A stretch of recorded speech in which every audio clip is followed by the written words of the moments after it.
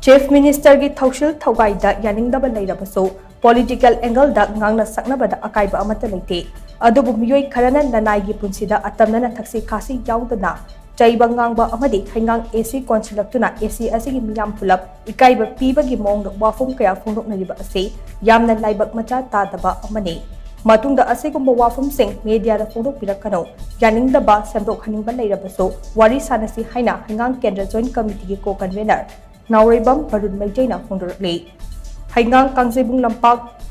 Community Hall da committee asigi thomi sing yauna pangthokhiba pawgin from amada wapham asi phongdokladuna mahna makhatana hai mamang chehigi me ahumdagi kuki singna chasarakliba lan ase matau karamna waroshin puraksigi haibagi maikai romda wa khanabagi mahut Chief Minister gi haukraba punsi wari kothokuna asoi angam nainaduna leiba ase chumroi media da akhang ai saduna wa ngangnaba AC amagi meeyam konsinduna wa ngangbagi thabak ase makha tabirakano Heingang Kendra Joint Committee na thamjari wapham ase yayonnabada karigumba makha tara tawroknabdi committee na isa da lannai oina akanbo khongfam phauba tawrakpa yai haina mahna chesin wathambakli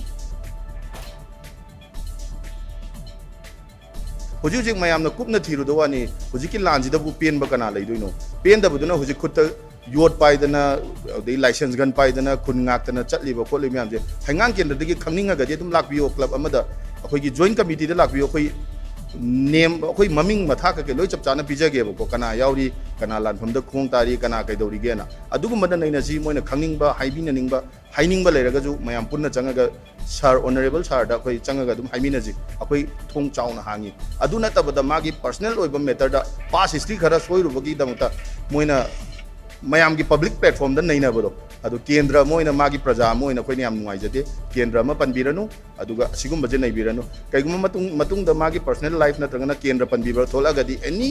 organization oijanu any kanu oijanu moina hek adu naina ko matam da khoi joint action committee na khoi ki